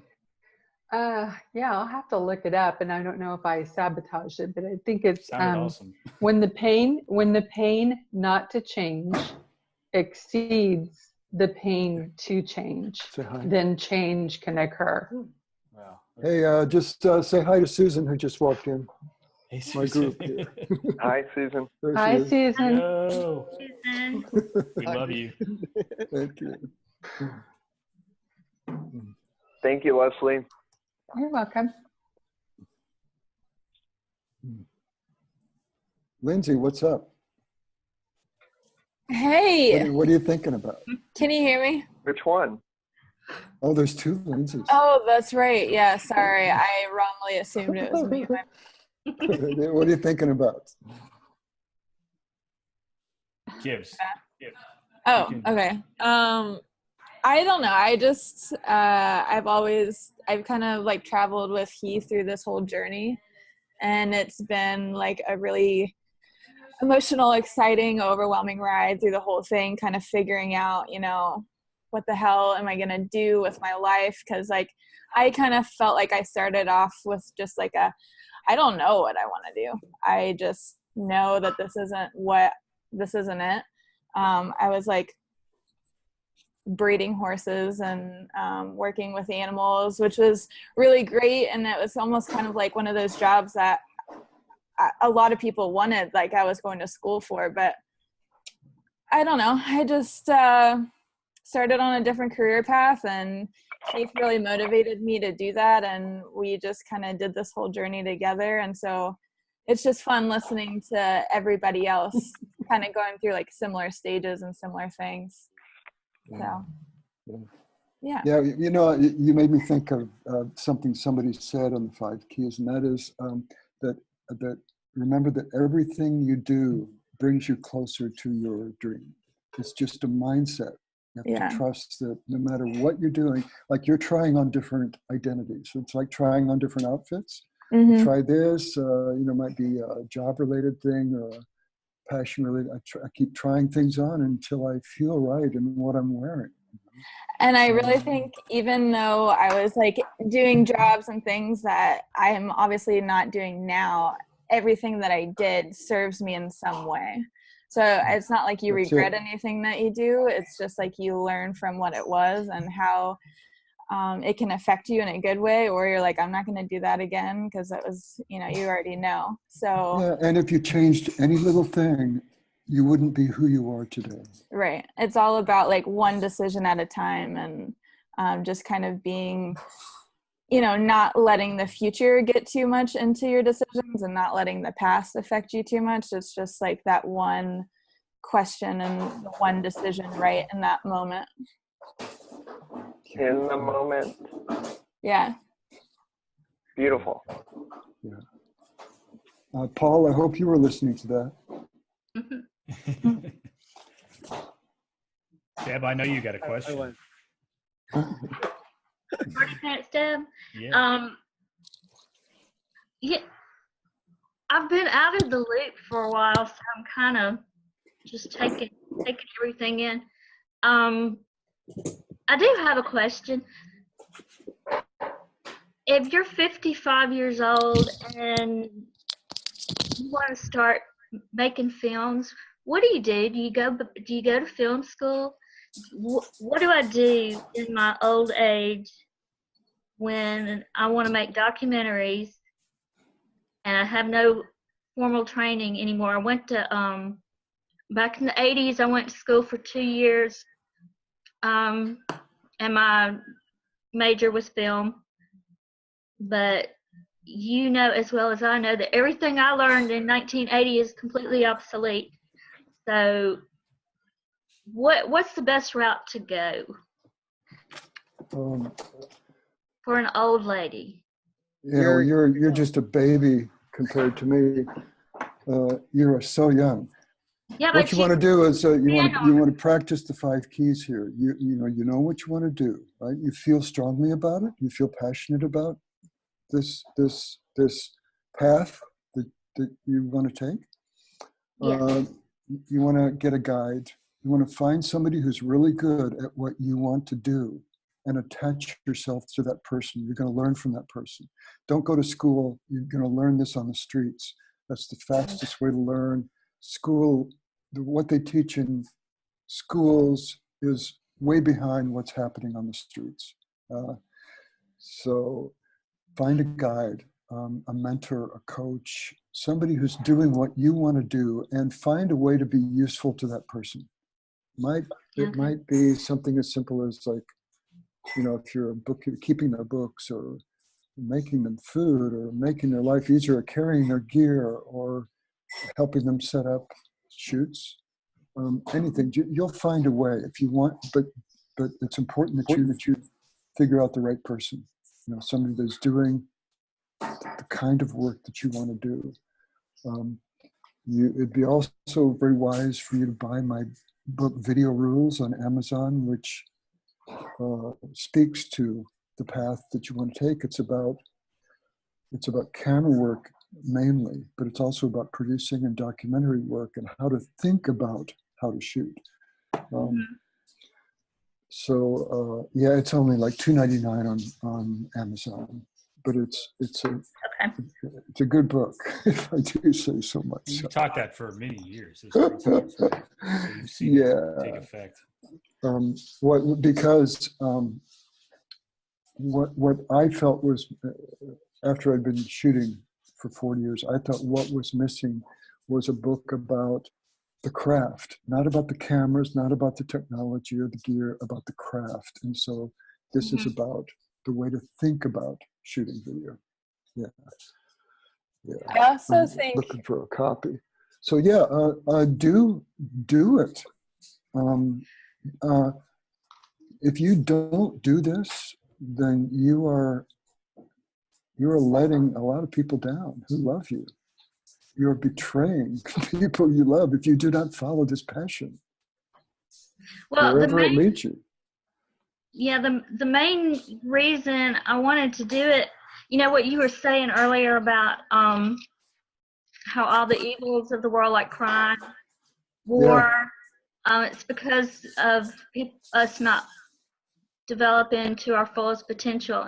And I really relate to that, because that's really what I want to, that's where I want to go with people. I just feel like I've had really bad social anxiety since I was 14, and I've lived with it and struggled with it, and gotten over so many aspects of it, but still never done what I felt like was my potential. So it's going to come out. If you don't fulfill your potential in a healthy way, you're going to do some shit that, you know, just to get the frustration out of your system. It's going to be, you're not going to manifest it in healthy ways. You're going to do it in unhealthy ways. And that's about the way, that's how I spent about 80% of my life. And now I want to find people who have struggled like I have, which is very hard to do. And it really seems like a insurmountable, is that a word? Insurmountable? Yeah. Okay.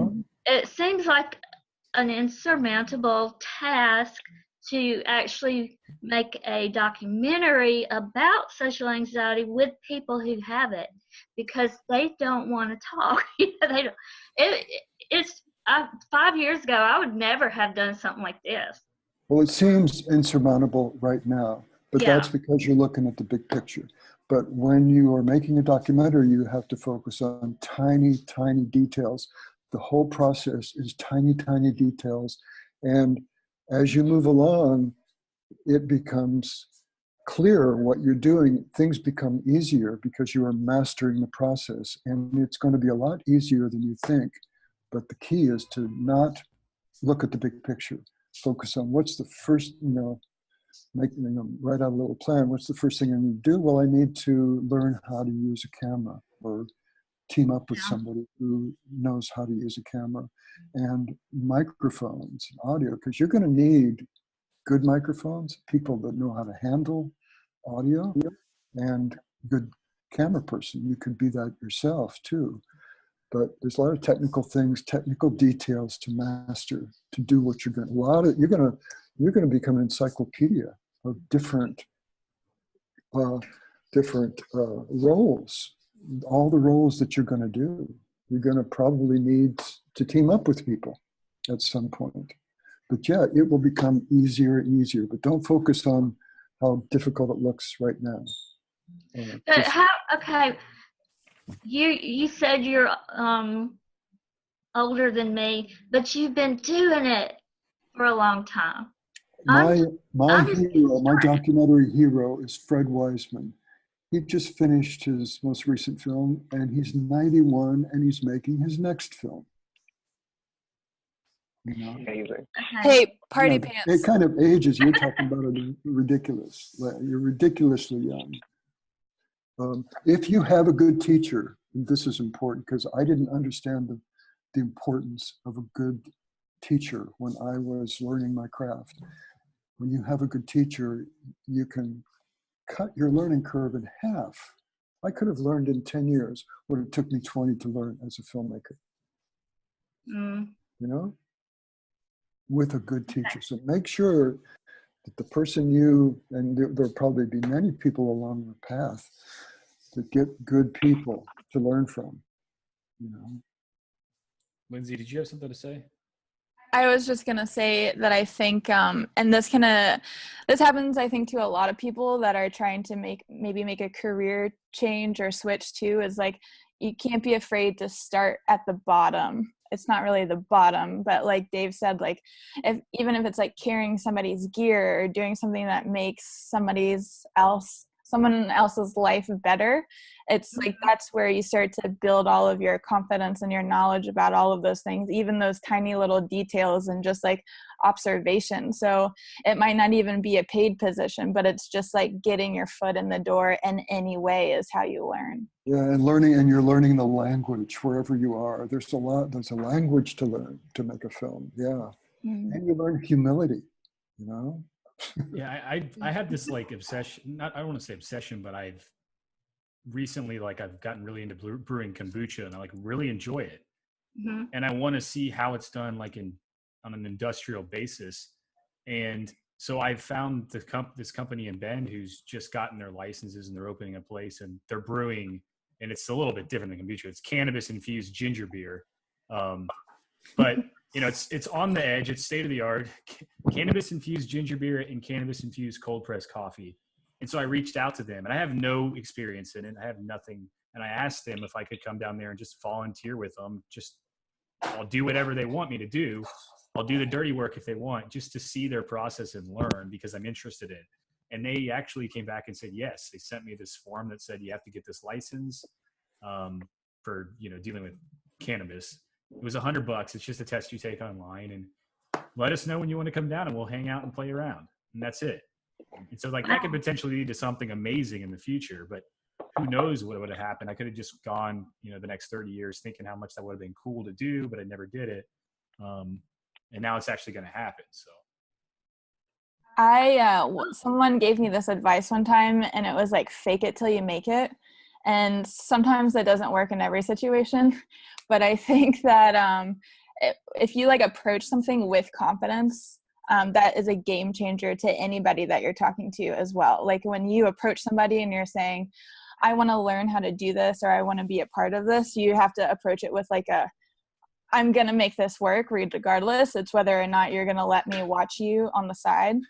And that was kind of my experience just to getting where I am as well, because I had played lacrosse in college and I coached a high school team, but and I ended up coaching at a college, and now I run an entire lacrosse program, but I was not a Division I athlete. I did not coach at a Division I level. It was more of I got in anywhere I could, saying, I don't care how much you pay me. I just want to be involved. what else can I do to be involved? I want to do this. And like, people aren't looking for coaches with playing experience, really. They just want to know that you have the passion and the drive to do it, because they know that that's what breeds a successful person, is like that confidence and the passion, not your previous experience, because you'll get that along the way. So Okay, thank y'all. mm-hmm.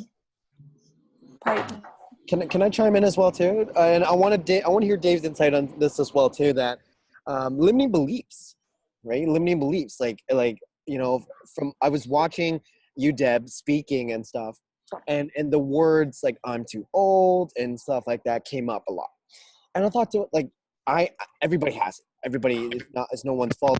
Everyone's fault. What was that? I don't know. You sounded like a robot for a second. That was weird.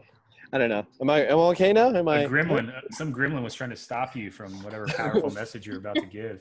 But limiting beliefs. So like you said earlier, like, oh, I'm too old. I'm too this and this and this. For the longest time, okay, this is like, nobody knows this, but for the longest time, I had this limiting belief of like, oh, Asian men cannot date outside Asian kind of deal. That's total bullshit now, I think, because I've literally got out there and be like, hey, what's up, beautiful? That's what all the Asians tell me. They don't date. but it was a huge limiting belief that I had, and I wanted to break, because I particularly wanted to get out there. I think like personality is key. Everything's important. I'm like, you know what? Let's just try this. Let's do this. And like, you know, I dated outside my own race because of that. Right, so it really does start of like taking little baby steps. For me, it was just like literally sitting in Starbucks, like, hey, you're pretty, bye now. Hey, I'm gonna put you on my vision board with Victoria's Secret on you. Please support the brother here. But what are your? But yeah, I don't know. Like, I don't know if you agree with this or not. You know, Dave and everyone. Like, I love to hear everybody's thoughts on that. But I felt like it was like a limiting belief that you kind of tossed out a little bit. I'm too old. Yeah. I'm too old. Just do it. Fuck, just do it. You want it, you do it. I think it's mainly because I have kind of experienced age discrimination in job situations before, and I don't think it was really based on. I think what it is I want to do things that it seems like younger people do, because the only people that I know in this area that's doing film right now are 20-somethings. I mean, I don't feel like I could bebop up to, you know, these really cool gonzo guys out there, you know, and say, hey, can I carry your stuff for you? I've seen your son's album cover. I mean, I think you got some connections. Yeah, well, I do. I want to make a documentary on his band, but I want to focus on me. I want to follow him around and bug the crap out of him. I want to. Hey, I want you to keep in touch with me, Deb, because we can have a conversation about the things like gear-related issues, crew-related issues, all the things you need to think about when you're making a doc. Let's keep a conversation going, because I'd like to be one of your coaches. That would be awesome. Yeah. That would be great. Hold on, I'm going to leave for like 10 seconds. Okay. Party pants. I also want to say one thing. It's like most everybody in the world, like, it's by human nature and stuff. Sorry. Past experiences always, because of our past experiences, we always believe like it's going to be the outcome the next time we try it, right? Yeah. It's never the case. From like, and that for me, for the longest time was the hardest thing to differentiate, was that, oh, you know what, this is not going to work. But it doesn't mean that next time when you try it, it doesn't mean it's not going to work, right? Yeah. So it's like, I understand, like, you have, you know, in the past you probably had like age discrimination and stuff like that, but it doesn't matter. I love drinking Grey Goose, and the owner who started Grey Goose started his company at age 70. So. Oh, really? I didn't know that. Yeah. Colonel Sanders, 72. Yeah, exactly. So hey, like. Okay. My great-grandmother dated Colonel Sanders before he was Colonel Sanders. Get out. Wow. Shut up, Hal. That's true. That's true. Yeah. It is. Yeah. Corbin, Kentucky. Corbin, Kentucky. Yep. Video. This is Love my that. book. Hey, Yeah. amazing. Okay. Yeah. Hey, Dad, I was gonna say you know if everyone else is like younger creating movies, then you would have a unique perspective, and I think it would make your product unique and therefore different and probably better. So. I also think you're not the only one out there trying to break into something like this at an older age. Like, I'm sure there's other people, and there's obviously not just 20-somethings that are making videos. So maybe you could even start a group, and you're like, sorry, it's only for 40 and over. I don't know how old you are, but whatever it is. And it's like, and you're only want to connect with the people that are kind of a little bit older and like trying to work in that same industry. Yeah. Those are real, by the way. Those like 40 plus groups. I tried to go into those. I got rejected. Limiting Were you beliefs. trying to date somebody? No. All I was just breaking barriers. Hey, Deb, once you get in the community, you're gonna see they're gonna come out of the walls. People around your age and older. There's thousands of people making documentaries of all ages, wherever you are. I just You hadn't don't done see it yet. them. Yeah, you just haven't met them because you're not part of the community yet. Oh, okay. Yeah, you will not feel out of place in the video filmmaking community in your region. Yeah. Thank you. Yeah. I appreciate all the advice and encouragement. Yeah. Hey, start shooting with your phone. And, you know, like start shooting, getting used to shooting horizontally with your smartphone, okay? Horizontally. Not like that, turn it horizontally. That's the best start of all. And Okay. you start teaching yourself composition, being steady. You know, if the work is good, if your hands are steady, it doesn't matter to people whether it's an iPhone or IMAX. You know? Okay. It's in the craft, not in the camera. Yeah. That's good. I didn't really realize that. So Hey, Dave, is Lindsay, there a way yeah, to yeah. you guys can exchange information so that you can keep in touch? Yeah. Of course, I can always connect to you via Yeah, email or yeah. something, but I'll send an email to Deborah via you, Heath. yeah, either way, I mean, I can connect you or you can exchange emails in this chat room. It's whatever. Yeah, yeah. that's It's great. daveandco@gmail.com. Dave And oh, co, as if you're writing Dave and Company. daveandco Okay. @gmail. At gmail.com. Mm-hmm. Got it. Yeah, Thank love you. to hear from all of you too. Are you drinking bourbon and Coke, Dave? Heath, I you sent it wish, to I me, wish. buddy. You didn't send it to everybody. oh, You know what I Oh, wish damn. this was? I wish this were. I would love you. I love you though. Nicaragua to make Florida Caña one of the best runs, and with Mexican Coke and a little lime, this is like the perfect Cuba Libre. But no, this is just. I'm sorry to say it's Coke. I'm so embarrassed to tell you it's like Oh, Dave. real sugar Coke though. Darn. Real shit. well, awesome. Rebecca, do you have any questions or anything?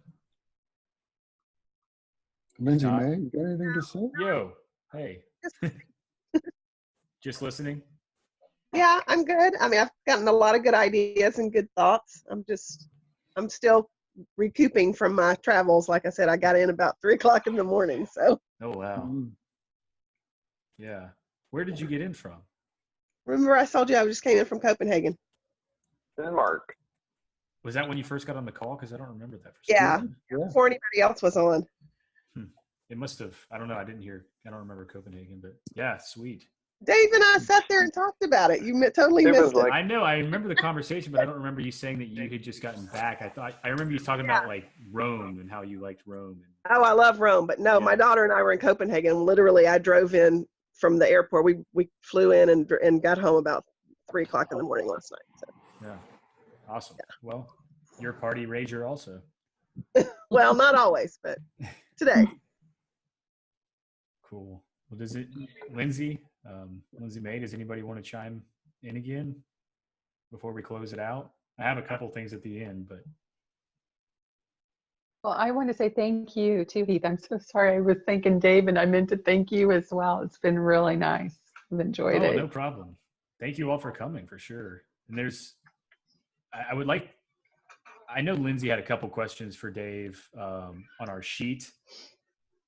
There may be one, if you want to just get one of those in, Lindsay. And then after this, Dave, at the end of these calls, usually, and this is like one of the early ones going on, but like sometimes we'll put together like just a prompt to challenge everybody here to do something to move forward.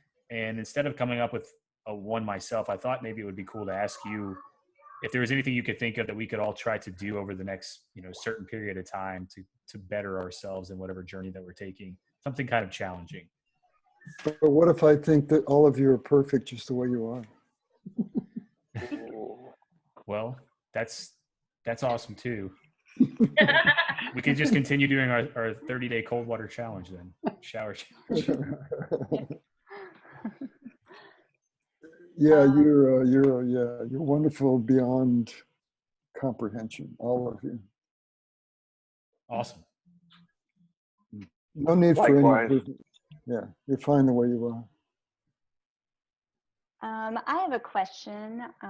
If you feel like you have many passions, how do you figure out which one to focus on? Oh, I was afraid you'd ask that. Oh, gosh. Because, I've got a lot of passions, as we all do. I accumulate them. I collect them. I hoard them. And I don't know how much more time I've got to live. I'm 74. I don't know how many more years I've got. And I've got to let go of a bunch of them in order to give the energy that I have to the ones that are the most important to me. And I don't know which one. I don't know exactly which ones they are, but I have to figure this out because I have to start the process of letting go and the grief that's going to come with that. I have a product I would like to put on the market, and I forget about it. I don't have the energy or the time or the money for that. I don't mind giving up underwater photography because it was always too expensive to go scuba diving in these exotic places anyway. I never got to do it enough. But yeah, I unfortunately, I think that it's important, although importance is relative. It's important for me to decide what I want to accomplish in the time I have left and what I'm willing to let go to do it. What the price I'm willing to pay is what I'm willing to let go. Yeah, that's the thing that it always seems that I have my hand in a lot of different things. And it's hard for me sometimes to just focus on one thing. Like I'm doing Amazon, I'm signing shirts for merch on Amazon, I think that's great, Lindsay. I think that's great. I think that's a great way to be, and I'm that way too. And in fact, sometimes certain things I do are breaks from other things that I'm doing. Like if I'm editing most of the day, I'm desperate for diversion. So I'll go do something else, like a woodworking project that I love to do as a diversion, and it's accomplishing something too. And I love washing dishes or cleaning some part of the house as a diversion. So I love doing as many things as I can, but some things require big time, like marketing a product or writing another book or making a documentary. So for me, I have to choose. You don't necessarily. I have to choose because I probably don't have as many years left as you do, but none of us have a guarantee of tomorrow, right? So, Dave, can I just say you look young as fuck? You know what? I think when you do what you love, starting at an early age, when you follow your bliss and stay with your passions, that you age differently. because you're enjoying your life so much by doing the things that you love that I don't think you age in the same way. You know, genes has a lot to do with aging, but do you know what I mean? Yeah. Mm-hmm. It shows. Yeah, I mean, I feel in my mind like I'm 19. I've always felt like I was 19. Dave, what's your definition of greatness? Curious. I think it's overrated and overused. I don't use the word anymore. I think that the thing that it implies is something that we're all capable of at any moment. Yeah, and the more of the 5 keys that you take on and integrate into your being, the more chances you have of doing something that other people think of as great. Would you say the same thing about the word successful or being? Yeah. Everybody has to have their own definition. Like, what is success to you or me? To me, Yeah. it's so how do I feel about what I do? That's success to me. You know, it's different for everybody. But greatness, you know, like I saw a movie the other night. I loved it. I saw a movie the week before. I hated it. Both of them were referred to as great movies, you know? So it's like, I like it or I don't like it, you know? I think with greatness and mastery and all of that, one of the things I remember from I think it was in the book or the DVD or something. I remember that you mentioned that the craziest thing about it all was that nobody considered themselves masters. Yeah. None of these people. They B.B. only thought of King, themselves as students along a path. Or, like in the case of B.B. King, he had a serious self-esteem issue. He did not think he was very good at what he did. Wow. Crazy. And none of them thought of themselves as masters. And so, you know, are there any, they're not really any masters. We're all just students some point along the path. Yeah. You know, like I'm a student of mastery. I'm becoming a student of gold prospecting, you guys. I believe that metal detectors have like changed the game. In California, we have laws that make it impossible to do any gold mining, like with sluices and machines and all that stuff. And so the gold prospector with a really good metal detector, you know, and 90% of the gold is still in those hills. Man. Yes. I'd be onto something. Yeah, I think I am. And I think that, and I'm applying the 5 keys to mastery to this, that if I get, I've got a bunch of teachers, if I've got good teaching and I put something into it every day, and I like go where, like do things like in unknown territory, crossing boundaries here, try new things, and I visualize all these gold nuggets that I want to find. The thing that's wrong with this passion is it doesn't do anything for anybody but me. It's like just for me. You know? It could turn into, it kind of works as a metaphor though, you know? Yeah, maybe I should be like doing tutorials, video tutorials, which will help people learn to find nuggets. Yeah. Hey, something that Dave, it just happens to you when you're in the West Coast, you guys. When you're in the gold country, it just happens to you. The fever. Hey, I'll be out there shortly. Please, you can stay at our house. I'll be living nearby. Where? San Francisco. Oh, excellent. Excellent. Hey, I do have a question. You've obviously been around a lot of profound people, successful people, masters of their trade. And I recently was able to meet somebody who is in that, would be included in that group. Troy Anastasio, he's the guitarist, lead singer for Fish. And, you know, they're one of my favorite bands, but it's well documented how as a young man, he was just so devoted to his trade, playing guitar, singing in front of the mirror, and just acting like a total weirdo, I guess. But you know, now he's like one of the most successful musicians.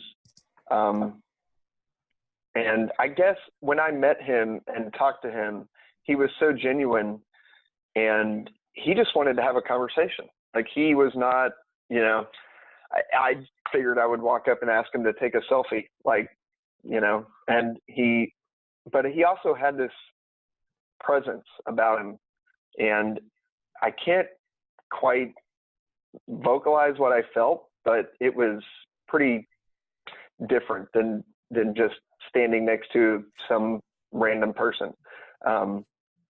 And I was just curious if you ever felt that with anybody that you interviewed. Yeah, and I feel it with everybody I meet now. I think what happened with that experience of meeting all those people is that they were so much like the rest of us. You know, when I was a news cameraman, did this for 4 years, I learned something real interesting. Whenever we would interview, like one of my reporters or producers would interview somebody famous, I decided I wanted to be the guy in the room who didn't want anything from the celebrity or the politician, whoever it was, that I don't want a selfie, I don't want an autograph, I don't want time with you. I want to be the guy that doesn't need anything from you. And I was usually the only person in the room that didn't need anything from this person. And it creates this unspoken brotherhood with this person, or sisterhood. And, you know, sort of, I felt good about it. I know the person felt good about it too. And with these 5 keys people, some of whom are famous, I learned that the best way to be with people is to treat everyone, whether they're famous or on the street or in a coffee shop, treat everyone like your brother or sister. Talk to them like they are your brother or your sister. And that's not easy to get started. At first, it's not easy to do. But I might, you know, if I'm standing behind somebody in line at a coffee place, I might push them and say, "Look at that," you know, like a brother would, like your best friend would do. Talk to them like you're the best friend or your brother or sister, and it's magical, the relationship that can happen just like that. Mm-hmm. I was afraid for a second I was getting arthritis in this hand because I couldn't snap my finger. You guys have got me paranoid. One thing which Heath taught me early on was to be less vocal and to think about what you say and to truly mean it when you speak. And that's helped me a lot. Not just having mundane Monday morning coffee, you know, conversation that really doesn't have any meaning, but able to make your words count. And what you just said, that definitely pertains to that, I think. Each of you in this virtual room right now has pretty much exactly the same potential as anybody, any great achiever in the world has, the same potential. The only difference is where they are and the path that they took and decisions they made in the experience. It's all like just part of the path. There's no difference everybody has equal potential for accomplishing great things, equal potential. Everybody is equally gifted. There are no gifted and talented who are different than other people who are not gifted. Everybody's gifted and talented in such enormous ways that we will never even comprehend our potential. Well, maybe in hundreds or thousands of years, maybe. But from where I sit, I don't see us ever even being able to comprehend the potential we have. And you know what? I want to also say something else I forgot that I thought of in the shower. And that is that one of the things that the 5 Keys has done for me is given me an emotional security that I think some people get from religion. But I don't believe in a deity. So, you know, I was kind of lost in that way. But when I discovered myself through the 5 Keys, as much of myself as I know now, it gave me an emotional balance that I think many people get from maybe some extraordinary gift they have, or from their God or their belief system or whatever. But the 5 Keys has given me that balance. Yeah. It's also a martial art for me. In any situation, it's a martial art. It's like, it comes from Aikido, and so it's natural that it would feel like a martial art for life, but that's what it is. Yeah. Like it's like carving a muscle. Like if you come to me with like an issue or a problem, I can help you like look at it or approach it in a way that you would be doing if you were having an Aikido match, you know, where let's like go around it and look from over here and use its, you know, like it's, yeah, it's in life, like, yeah, anything in life, it gives you kind of a way to think about things, you know, it's different, you know, so I highly recommend. I've gotten so much taking the 5 from Keys this chat. seriously. Obviously, I've implemented them, and I can say that the things that I've learned from Dave and the stuff that we covered in this has been far beyond what even our first conversation would have entailed. There's magic in everything that has been exchanged here. Hey, Heath, yeah. Hey, somebody tell me this is not true. Somebody show me how this is not true, that this guy came up with like 5 simple things that are the key to getting rid of crime, drug abuse, war, you name it, you know, by developing our potential with the tools for developing our potential. A simple set of tools. What's wrong with this? They're unbreakable. I mean, you know what I like to say? I like to say this is too good not to be true. Wow. Well, you know, it's like I said, I know everybody has somebody that wakes them up and that makes them feel, you know, alive and necessary to the world. And once somebody's spirit is awakened, that really can't be stopped. And that's what I'm just kind of expounding on what the passion you're spewing right now, Dave. But it is a special thing. I cannot wait to read this book.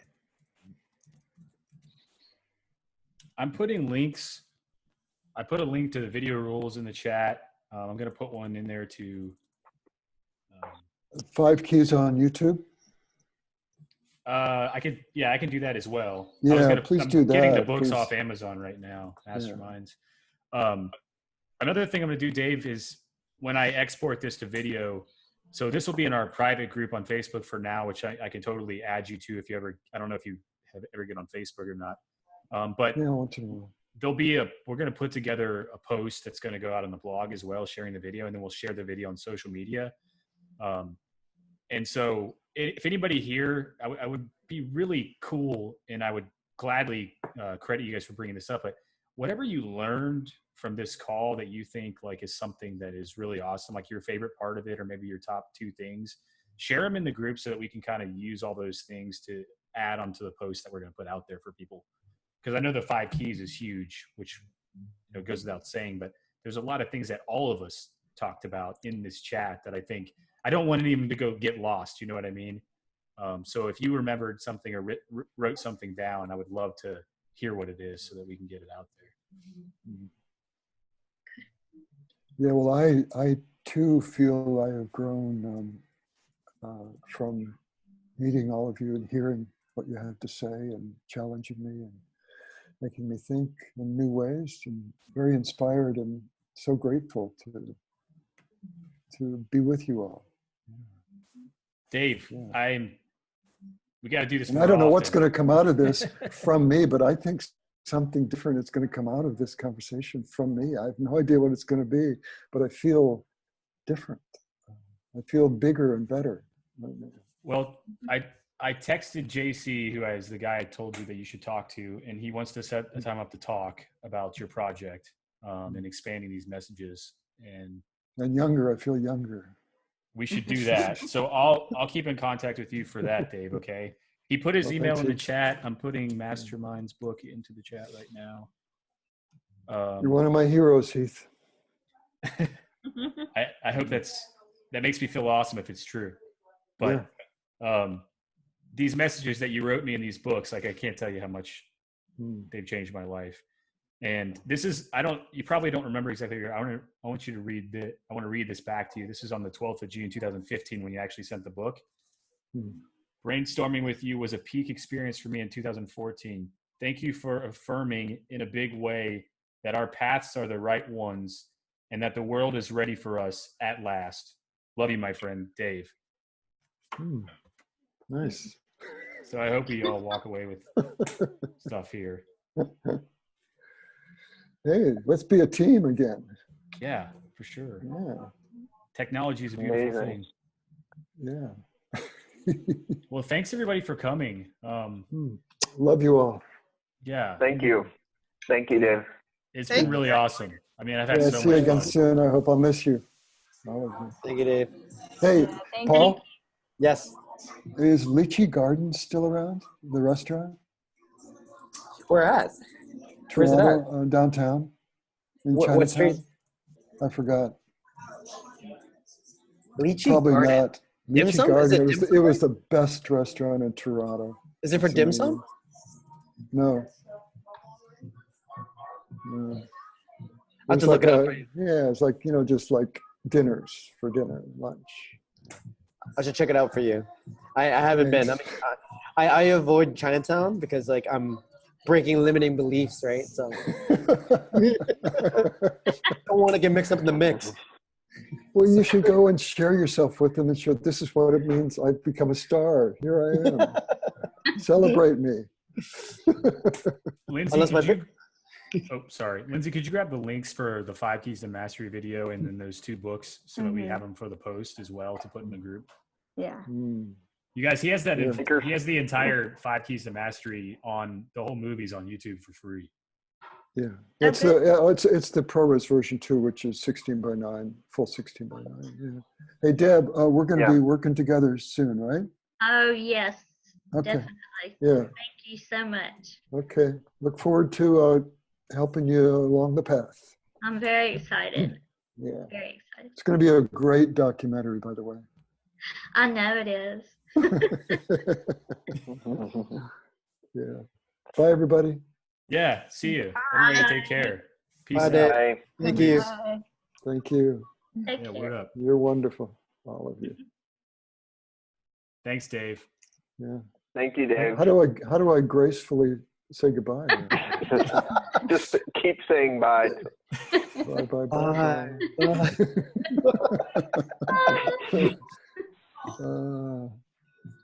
Turn out the light, the party's over. All good things. Keith, kick him out. Do I need to kick you out? Do I need to kick you out, Dave? No, I just found it. All right. He's back. We missed you. All right. Oh, Well, that was fun. that was legit. That was Where you solid. going? How long you